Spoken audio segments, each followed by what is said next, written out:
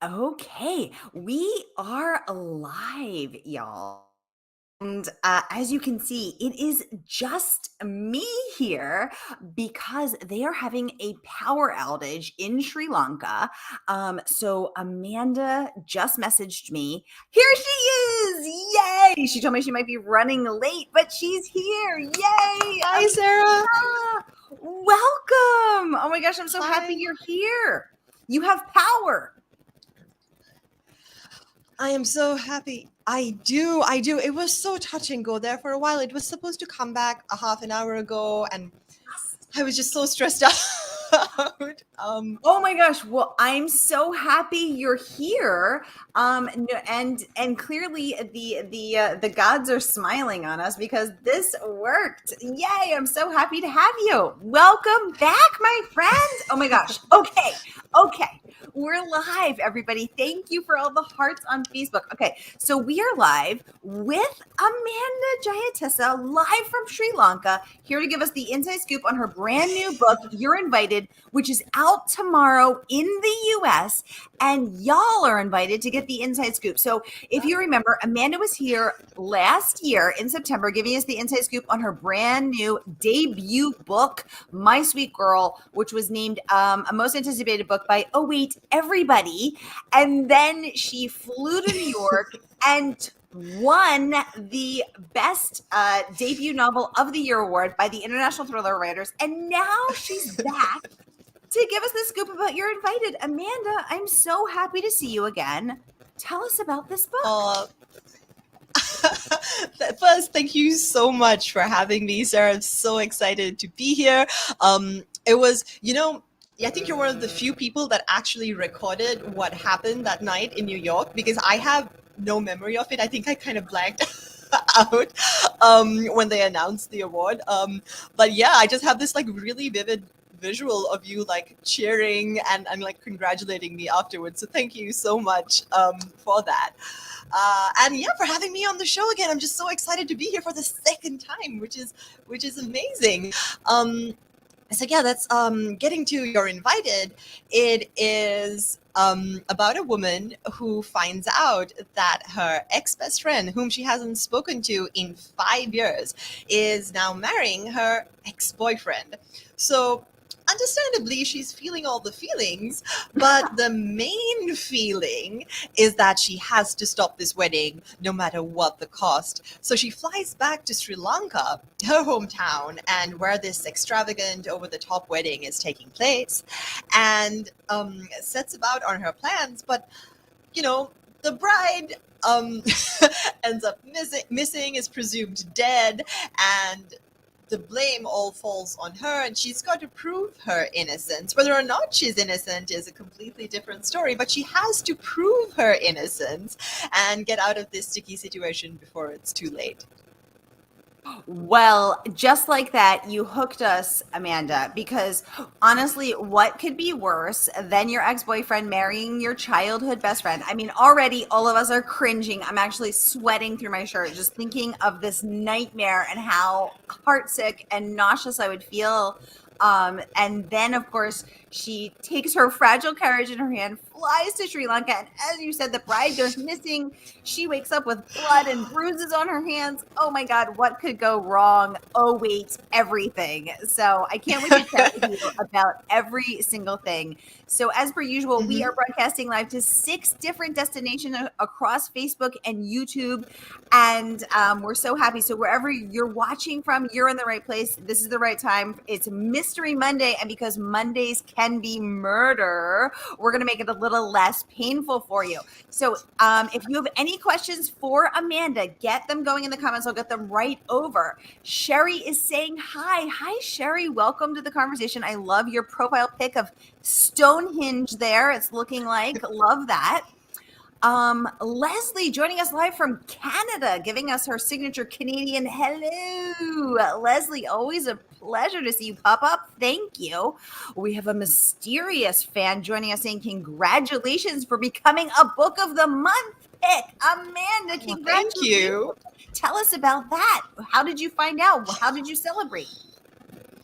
It was so wild because I got the email. Oh, it's actually a really funny story. I got two emails. One, of course, from my editor and sort of the team at Berkeley, letting me know that this happened, and then another email from my agent, sort of clarifying a few of the logistical things from Book of the Month. But because of the time difference, I only check my email when I wake up in the mornings, and my agent's email was up first. So I looked at it, and she was like, oh, it's really something about it being sort of an early release. And so she was clarifying some things for me. And I remember I replied back to her and I was like, yeah, that's great. I mean, if I were to get selected, this is good information to have, but like, why are you telling me this? And then, like 10 minutes later or so, because then my dogs ran into the room and I had to take them down, and, all of that. So it was like only 10 or 15 minutes later that I went through the rest of my emails and I was like, oh, wait, what? Is this real? It was just like mind blowing. It was really, really exciting and cool to see just the book in the hands of so many readers, and then to have people tag me on like their social media posts and things like that. It was just wild because the reach was just unbelievable. I am so grateful. Like, thank you so much to Book of the Month for picking me, because this has just been an absolute dream come true. It was wild.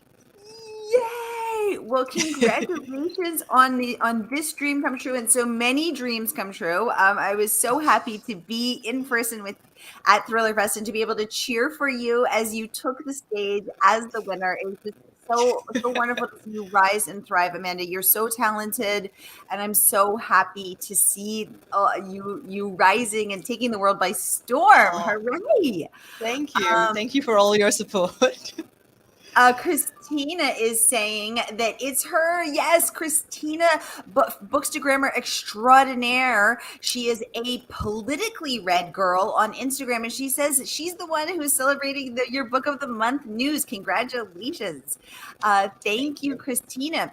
Oh, we have Bookstagrammer Stephanie Cooper joining us live. She said, I have been wanting to read this one. Stephanie is at Fire Pit and Books on Instagram. She loves her good thrillers. Stephanie, so great to see your name pop up here. Welcome. Someone's watching with us from Texas saying they're so excited to read this one. Well, we're so excited for you to read this too. Patricia saying she ordered it from Book of the Month and will be reading it reading it soon. Yay, Patricia, keep us posted what you think. Sheri says, I love the cover. Did you get to pick it? So I'm going to hold it up really close. So this looks like a wedding invitation. It's an actual envelope, and then you're opening up the envelope, and here is the invitation that we are invited to this glamorous wedding in Sri Lanka. So give us the scoop on the cover. Did you get to pick it? Well, I'm always really sort of kept in the loop when it comes to covers, which I am so grateful for. The team at Berkeley are fantastic about that. The cover was designed by Emily Osborne, who actually designed the cover for My Sweet Girl as well. So I was absolutely thrilled to have her do this one also, because I love both covers so much. Usually with covers, you get a few options and you go back and forth a little bit. I remember, again, it was the middle of the night, because I get all my publishing emails in the middle of the night. And I remember I was in bed and I reached over and I checked my phone and I saw this and I just sat straight up in bed and I was like, oh my God, it's perfect. I loved it so much. I love the colors. I love that. So that's the actual Mount Lavinia Hotel in the background, in sort of that you can see in the distance, which is the hotel where the wedding actually takes place, and also the hotel where my husband and I got married. No dead bodies at that one, thank goodness. But yeah, I was just absolutely blown away. I love it. I've been getting so many compliments about the cover, and I wish I could take some credit for it. All I did was say, like, I absolutely love it and give it 2 thumbs up. I can't take credit for it, but I am very thankful and very grateful that I have had just 2 beautiful covers. Yay. And so fun that you get to keep, that you have the same cover designer, and Hmm. it's wonderful to hear that you loved it right away, and that they do keep you in the loop, because we've heard some horror stories where people don't get to be kept in the loop and they don't love their cover. Hmm. So it's wonderful that you did. And I agree. It's absolutely perfect. I did not know that that was the actual hotel, but I have been Googling the Hotel Lavinia, because I wanted to see it, and oh my God, it's gorgeous, sitting on this So cliff beautiful. overlooking, because I didn't know if it was you had imagined the setting, or and it was. Hmm. I suggest everyone Googles it, because it's really gorgeous, and Hmm. I didn't know that your husband and you got married there. I love that. Yeah, it's wild. We the Mount Lavinia Hotel is actually really cool. There's a ton of really amazing history about the hotel. It was sort of we had this British governor named Thomas Maitland in Ceylon at the time, back in the colonial days, and this was actually his house. And so the story has it, or legend, as you will, says that he fell in love with a local dancing girl whose name was Lovina, and he actually has, apparently, we don't know if this is true or not, but apparently there's a secret passage from his house, so now the hotel, leading to her house, which was a little ways away, but in that sort of similar region. And Mount Lavinia Hotel is named for her. That whole town is named Mount Lavinia, and it's named for Lovina. Um, which is just the coolest story. And of course there are like the ghost stories around that. Some people still say they can hear her walking around at night. And I mean, I've stayed there a few times. I'm pretty sure that's not true, but it's a really cool story. Whoa, that is a really cool story. Are the ghost stories in the new wing or the old wing? Give us the scoop on Oh, that. it's all in the old. It's In the all in the old. old wing, and yeah. So the story goes. So traditional dances in Sri Lanka, they wear these anklets, like ankle bracelets with little bells on them, so that when they Mhm. do their like steps, you can hear the bells jingle. So um, the story of the ghost story is that in the night you can hear these footsteps with the bells sort of tinkling, walking down the corridors in the old wing. But like I said, I've Whoa. stayed there. Like we stayed there on our wedding night. We didn't hear it, so hey. I would be, my ear would be to the door listening for those little bells. Oh my goodness. I would be here for it. Well, Amanda, this book is earning all sorts of incredible praise. Greer Hendricks, the #1 New York Times best-selling co-author of The Wife Between It, absolutely loved it.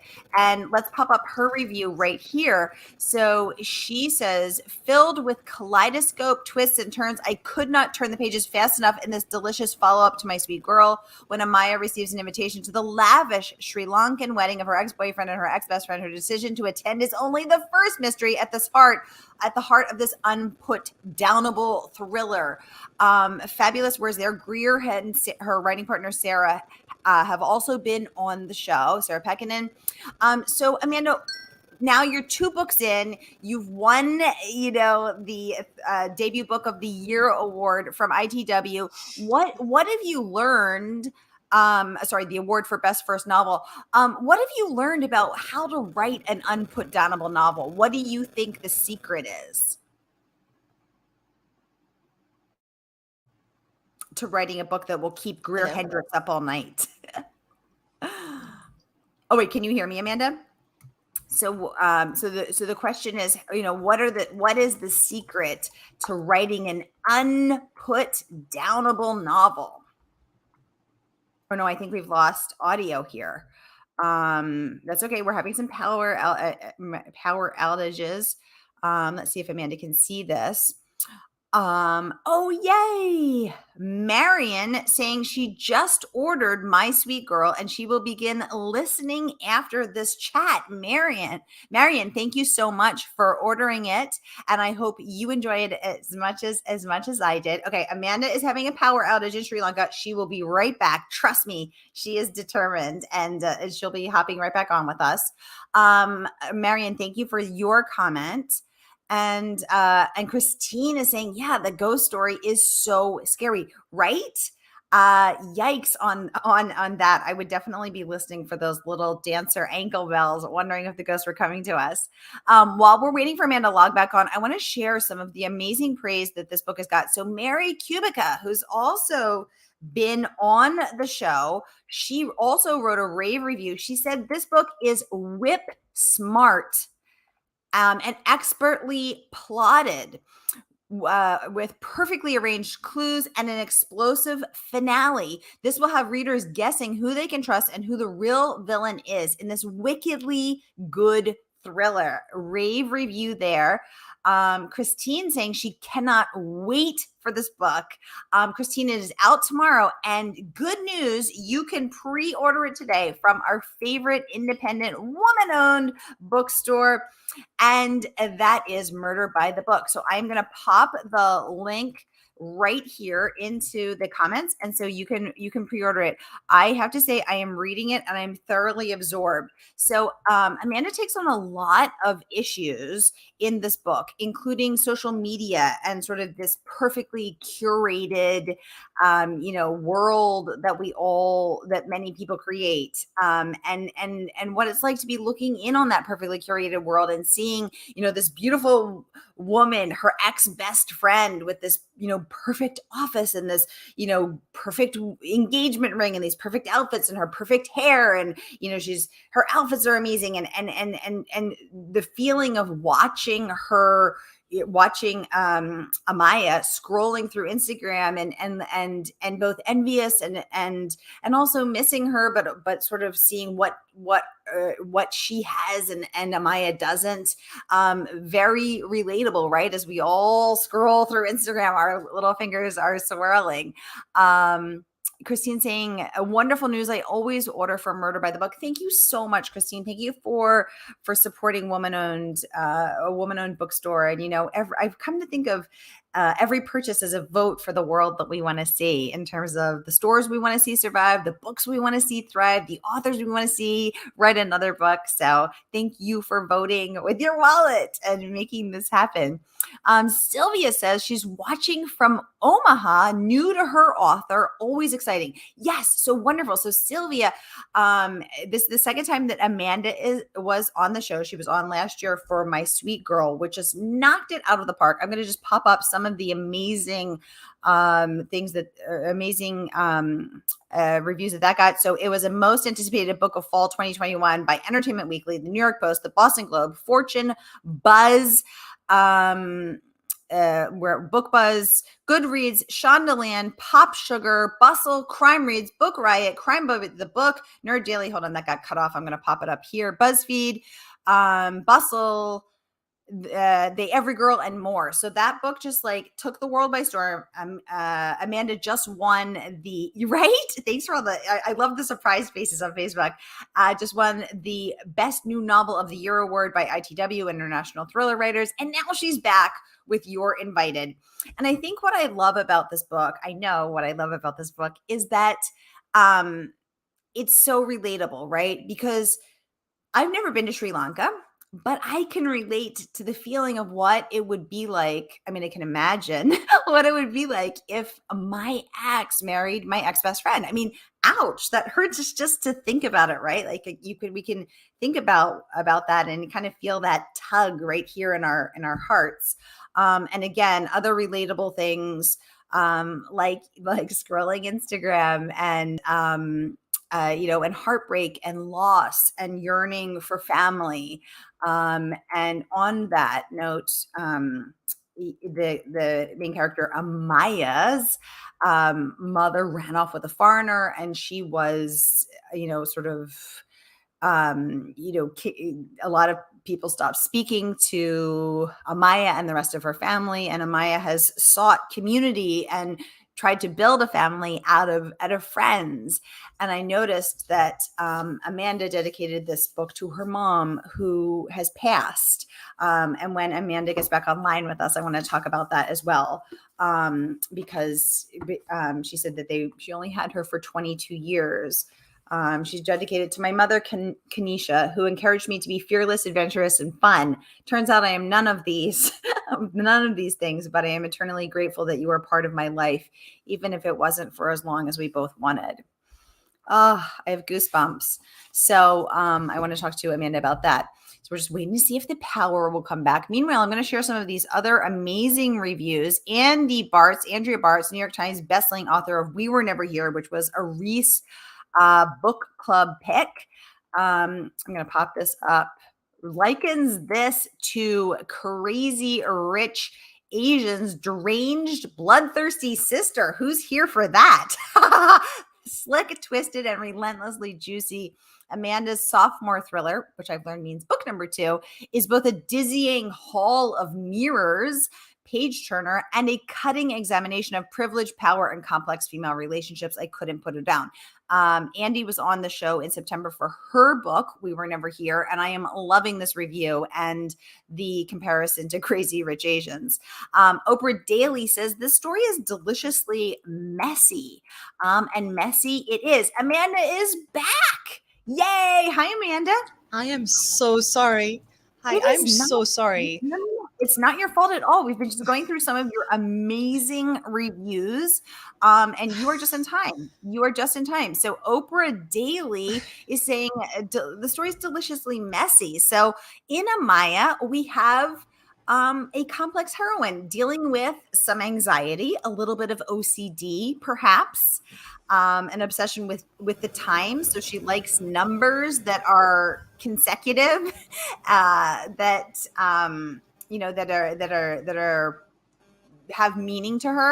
And actually, Amanda, if you're wrestling with bandwidth, sometimes it helps to take your video off, so you can still, you can take your video, you can turn your video off, and sometimes that still gives us the audio. Can you hear us? Sure, I can hear you now. No, it's Perfect. sometimes when there are power cuts going on, the network towers have trouble adjusting. So that's why I am so sorry. This is no. You're totally fine, and you're really lucky, because when my screen freezes, I usually have a face like this. Like, I never freeze looking cute. So how did mine look? You look gorgeous, because you are gorgeous, and your face is perfectly poised and looking elegant. You're so you happen to be posing in a very beautiful way. So you're so kind. Thank you. Sylvia is saying hi, Amanda. She's watching from Omaha, Nebraska. Sylvia, thank you so much for joining us. So let's talk about this review from Oprah Daily, talking about your deliciously messy book here. Let's talk about Amaya. So she's wrestling with some anxiety, maybe some OCD. She likes numbers. She can't get, she likes when the numbers either are repetitive or in order. So what's that about? But she also has a scandalous side where she likes to give up all control and meet an anonymous man in a hotel room. Ooh la la! Tell us about all of this, Amanda. Sure. So Amaya is someone who's obviously been through a lot.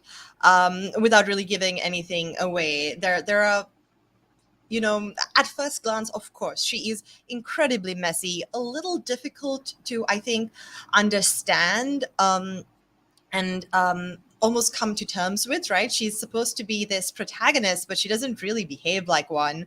And obviously, like, there's a lot going on in her mind in terms of her anxiety and, like you said, her obsessive compulsive tendencies and things like that.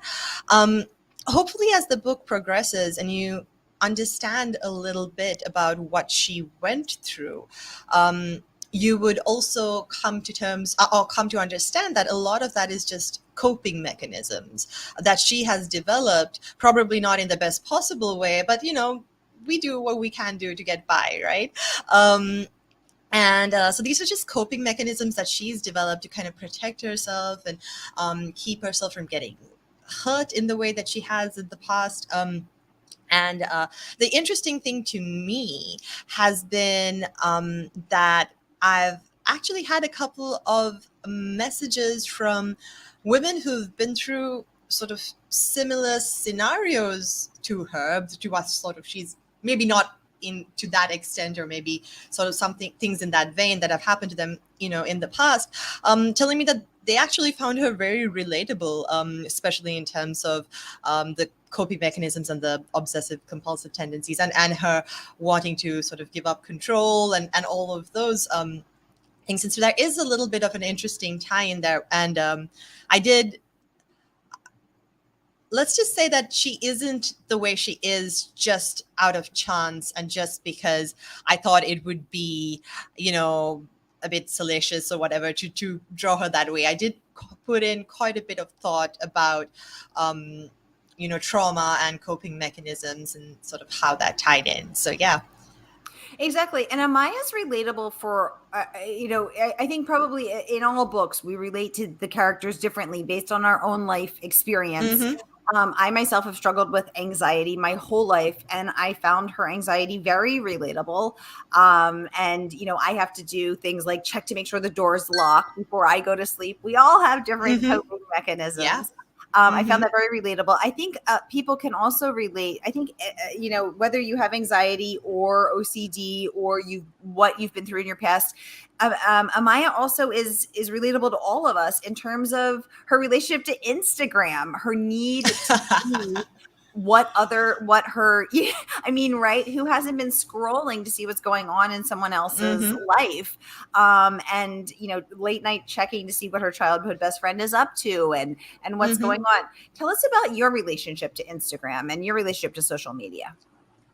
Oh, wow. Well, it's a new relationship. Let's put it that way.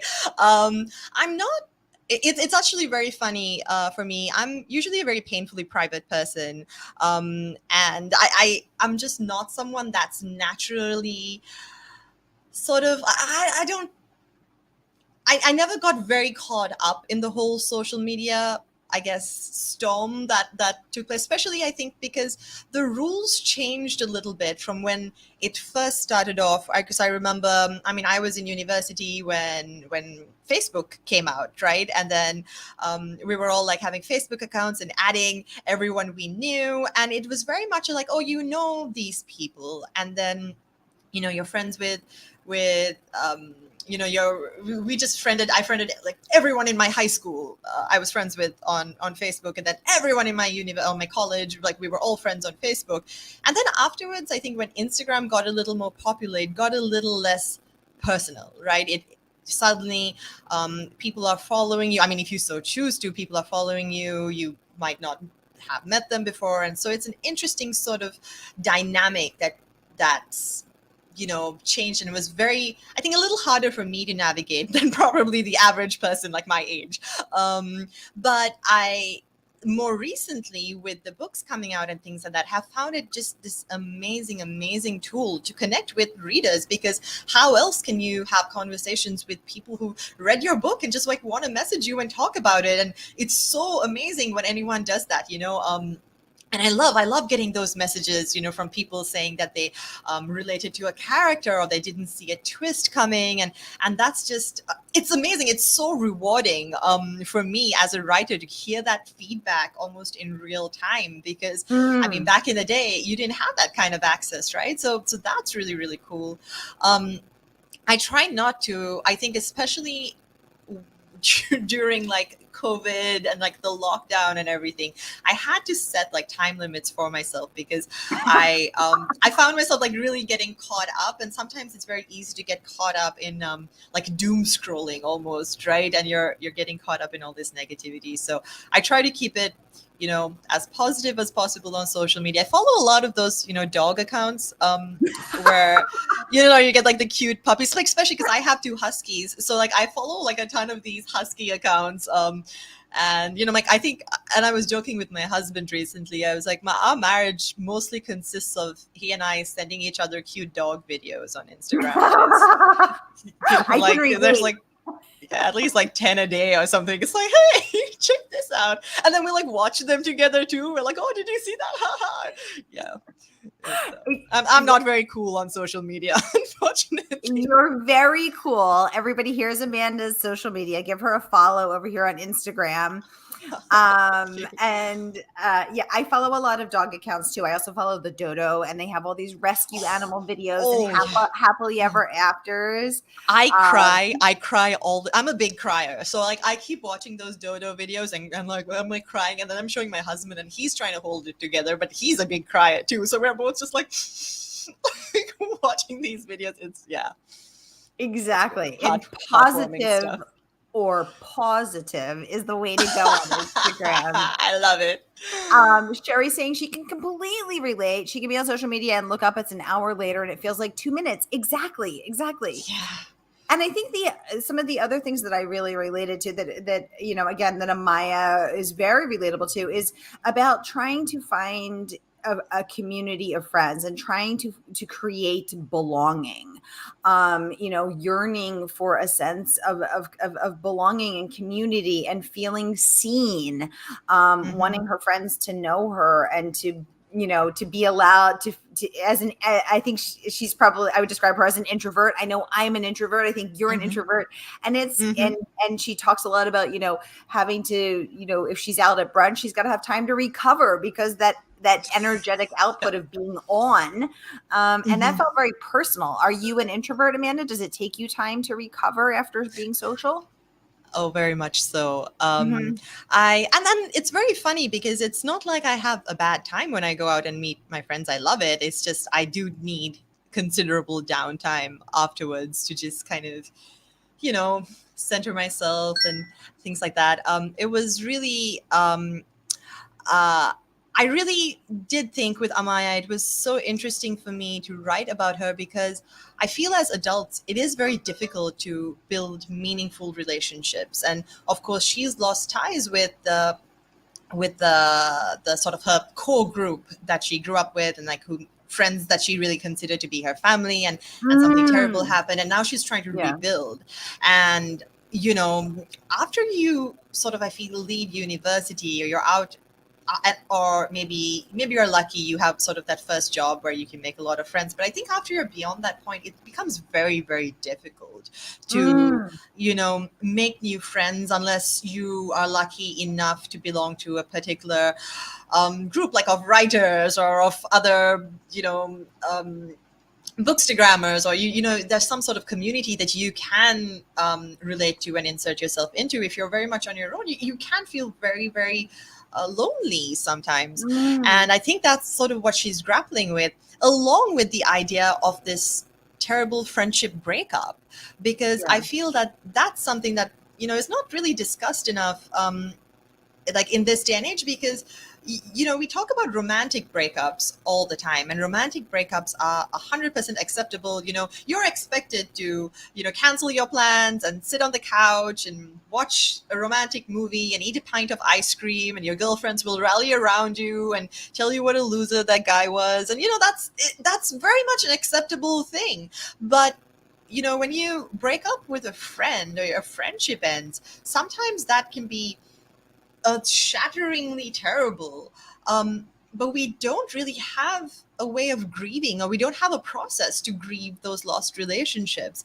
And that's very much what's happened between Amaya and Kavi's. They've lost this friendship that started when they were children. They went to school together, they went to college together, and then this terrible thing happens and they stop talking to each other, and they're both adrift and almost both mourning this friendship in a different way and coping with it the way they know how. And I kind of wanted to talk about that because I feel that we just don't talk about it enough. And even for me, I mean, I have friends who are sadly not my friends anymore. And that hurt. Like a lot of the time that hurt for me far more than any romantic breakup did, So it's kind of coming to terms with all of that, which for me was a little cathartic as well. Sort of writing about it was something that I liked. That I liked, that I had the space to be able to do it. Yeah, I loved that about your book. And I totally agree, because we don't have a process or an expectation or a support network in place. We have all, I think, have friendships that have ended, and either we know why they ended and it's still a grieving process, or sometimes you're not even quite sure why they ended and it's still a grieving process, and trying to reconcile, and reach understanding and acceptance and grieve the loss. I love that you said that there's that when we have a process for when a romantic relationship ends, that you are expected to stay home and grieve and eat ice cream and watch rom-coms. um, and you're totally right that we don't have that for for the friendship, and I loved that, because friendships, I mean, are so important in our life. They're just like any, they are a major relationship and a source of love and comfort and connection. And when that ends, of course, there's grief involved. So I loved seeing Kavi, well, we don't really see Kavi, but seeing Amaya, wonder what's happened to her friend and wonder what she's doing. And because of course you're going to wonder about that person. Yeah. So I loved that. Leslie would like to know, what was the inspiration for this book? Oh, great question, Leslie. So, I mean, as you can imagine, the idea came to me when I was actually at one of these over-the-top Sri Lankan weddings myself. I was sitting there, just admiring the entire thing, because really these are fantastic, fantastic events. The decor is beautiful. Cakes are usually these amazing, like, works of art. The couple looked fantastic. All the guests were dressed up, and everything was gorgeous and lovely. And then, just by chance, I happened to look over at the groom's mother, and it was just for like a split second, but I saw this look just sort of wash over her face, where she just looked so frustrated and angry, just fed up. But it was just for that split second, and immediately she was like back to smiling and lovely, and kissing everyone and thanking everyone for coming. And it kind of got me thinking. I was like, I wonder how much actually goes on behind the scenes at these things that no one really gets to dig into, that no one really gets to see the inside scoop, right? And of course, the thriller writer in me that went, then, hey, like, what'll happen if we throw a dead body into the mix? Wouldn't that be fun? And that's where the story, sort of where the idea took root. Really, I knew I wanted to write something taking place at this big, over-the-top Sri Lankan wedding. Wow, Leslie, thank you for this fabulous question that gave us this meaty, delicious answer. My goodness, I love picturing Amanda at this wedding and then seeing the groom's mother look murderous for a moment, but then back to being the mother of the groom. Ooh, tasty. I wonder what she was thinking. I wonder what was going through her mind. Leslie following up with saying, female friendship breakups are devastating. They become like family, especially childhood friends. They know so much about you, secrets and are like family. Absolutely. And we see that with Amaya and Kavi. Amaya's not just grieving the loss of Kavi, she's grieving the loss of Kavi's family, who was like her family, and she wanted that and she yearned for that. Well said, Leslie. Thank you for that. Amanda, this book has also gotten incredible praise. Crime Reads raving so much wedding drama. This is bound to be one of the best psychological thrillers of the year. Congratulations on that rave from Crime Reads. Absolutely amazing. And they were not the only ones. Shondaland also calling this the perfect summer thriller. Congratulations on that. Thank you. I also love that Foders, the travel guide, said that this is my best friend's wedding-esque tale gone very, very wrong. Written and expertly plotted. We highly recommend bringing this one to your best friend's wedding or bachelorette party. So let's talk about that. Do you plot, Amanda? Or are you fooling everybody? Are you a pantser? Tell us about your process.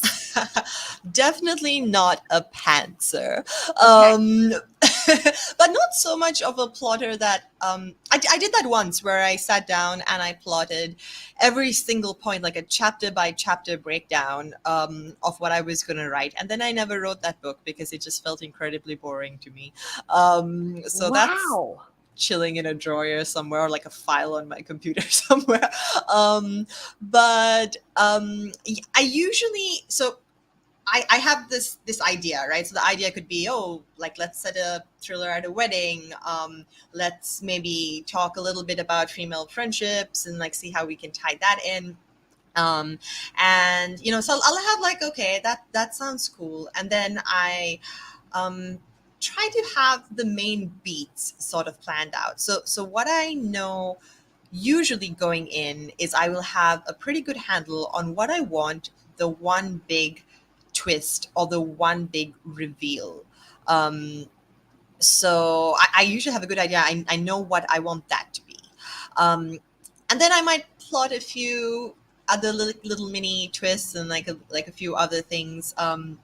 But sometimes, a lot of the time, actually, with my Sweet Girl and with You're Invited, the ending, the very last bit of the book, sort of after the big reveal, like those bits have changed, which I'm grateful for because I love the newer versions of everything, of course. But after all of that is done and I just know the main beats, then I sit down, and usually this takes a little bit of time. I start thinking about my main character and what type of voice I would like her, it's usually a her, I would like her to have. And I start almost journaling in her voice. And that's something that helps me to really get a handle on her mannerisms, her way of speaking.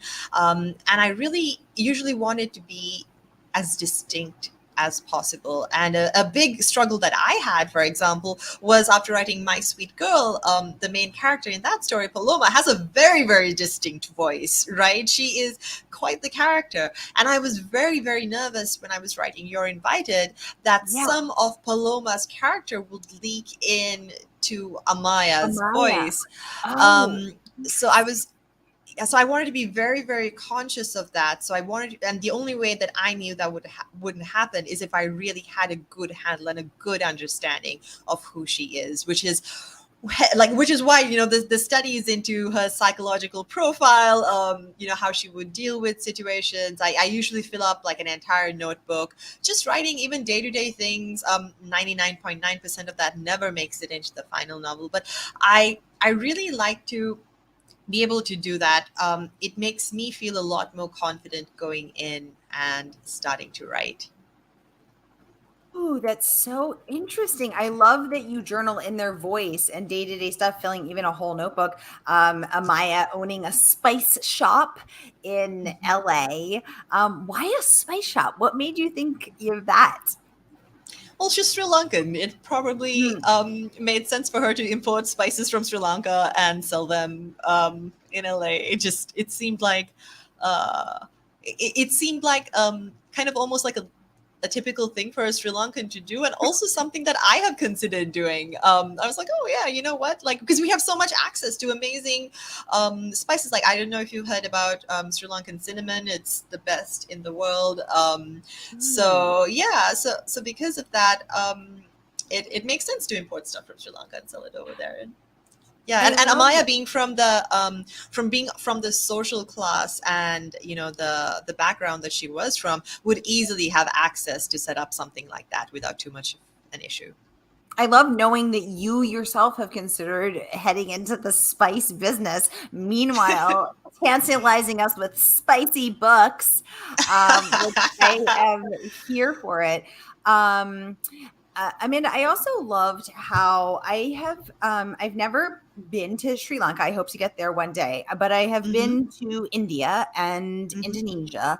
And I loved how you incorporated powerful small nods and nuances to the trauma of post-colonialism, Hmm. both in terms of how even down to how people use their accents, either putting on a Western accent or actually having, an accent, um, and how that, and how that enables them to have certain opportunities or perceived in a certain way, or that the guards at the hotel are dressed in post-colonial outfits with their white knee shorts and their Sorry. hats, and they're just for all these little moments that remind us that there is this legacy, and that this history continues to filter into the culture.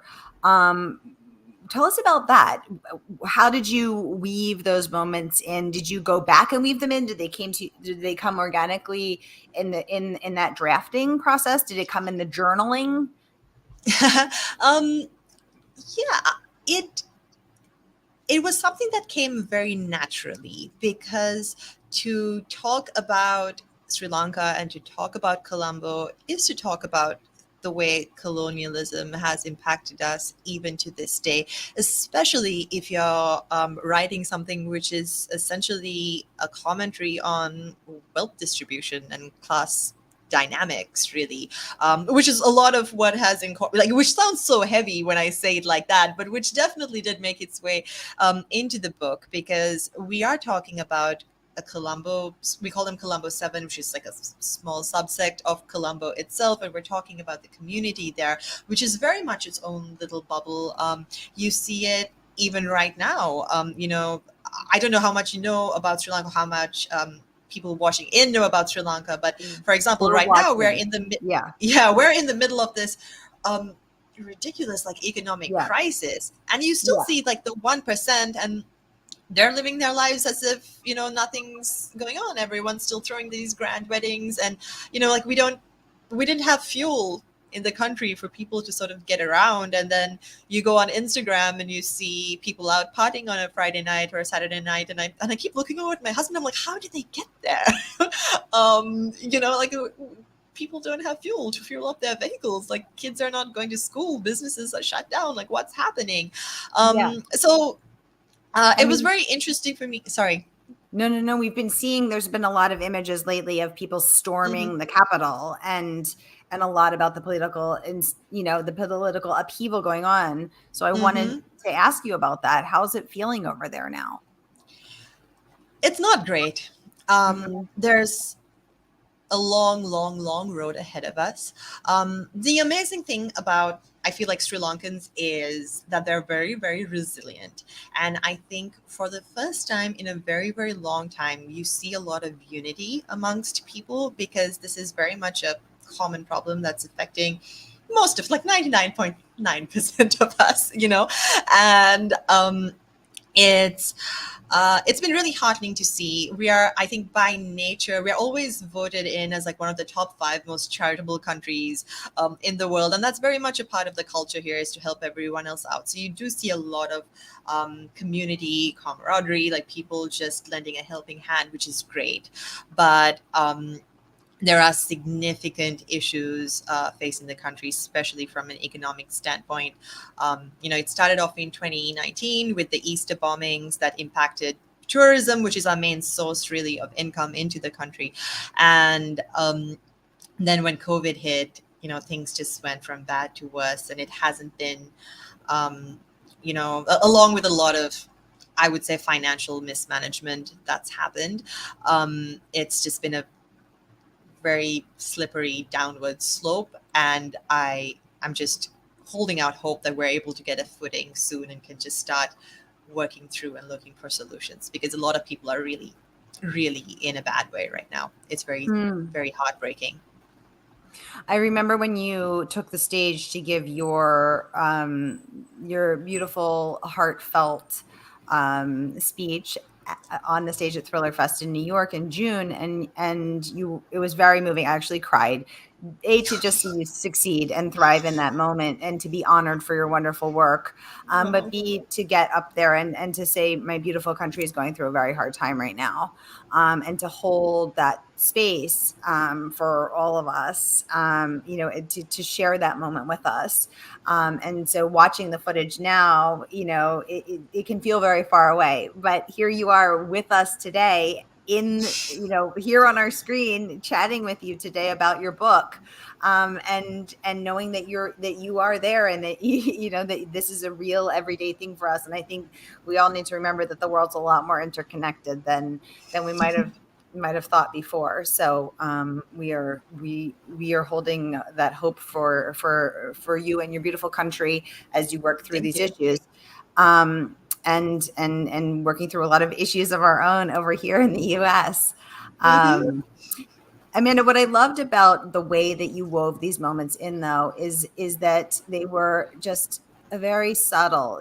They were but they were there in a way that was felt, that was very powerful. And as you said, as we're sitting here talking about them, it sounds very heavy, but it doesn't feel heavy. It's not like, oh, I'm gonna have to breathe my way through this book one deep breath at a time. It's a thriller. It's fabulous. It's entertaining. As Greer Hendricks said, it's unputdownable. The pages are flying, as Andy Bartz said. But I like it because it's deeper. For me, it feels. I like that deeper moment of having these historical references, of having that emotional nuance. And that is one of the many things that I love and admire about your writing. So I just wanted to really, really honor that and mention it. Thank you. I see we've gone over our time, but I wanted to give us that extra time because reservoir technical Yeah. trouble. Amanda, what's next for you? What are you working on now? Can you share? Oh, I really wish I could because I'm so excited about it, but unfortunately, it's not been announced yet.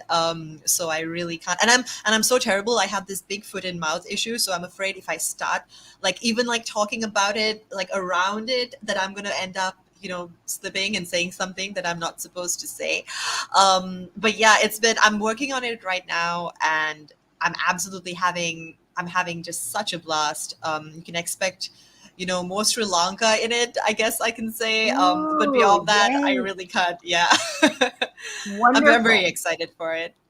Well, everybody, You're Invited is out tomorrow, and you're invited to join us in these pages. So here's the link to pre-order. So grab that link, click over, pre-order, and the good folks at Murder by the Book will ship it out to you tomorrow so that you too can immerse yourself in the fabulous, fascinating, fun, tingling, scalp tingling world of Amaya as she heads to Sri Lanka and attends the wedding of her ex-best friend, and ex-boyfriend. Oh my goodness. BuzzFeed likening your work to Ruth Ware, who is one of my other favorite writers. Oh. I just finished reading The It Girl, absolutely loved it. And so it's so great to see you compared to her. Ashley Winstead, author of The Last Housewife, calls the book brilliant, a brilliant dissection of the powers and pitfalls of maintaining a good reputation in a world where influence means everything. Sylvia saying this was such a great interview. Sylvia, thank you so much for joining us. Thank you, We just Sylvia. lost your. Yes, thank you so much for joining us. I also wanted to just squeeze in May Cobb because she was just on the show as well, raving this is a roller coaster of a thrill ride that will have you guessing at every corkscrew turn. So all you May Cobb fans out there, we loved having May on when her latest book, My Summer Darlings, came out, and now you can see her fabulous words of praise here for Amanda's book. Amanda, thank you so much for coming on, and thank you for persevering through the technical issues and the power issues. It has been such a pleasure hosting you yet again, and I can't wait to have you back when your next book, whenever that is, comes out. We will look forward to that.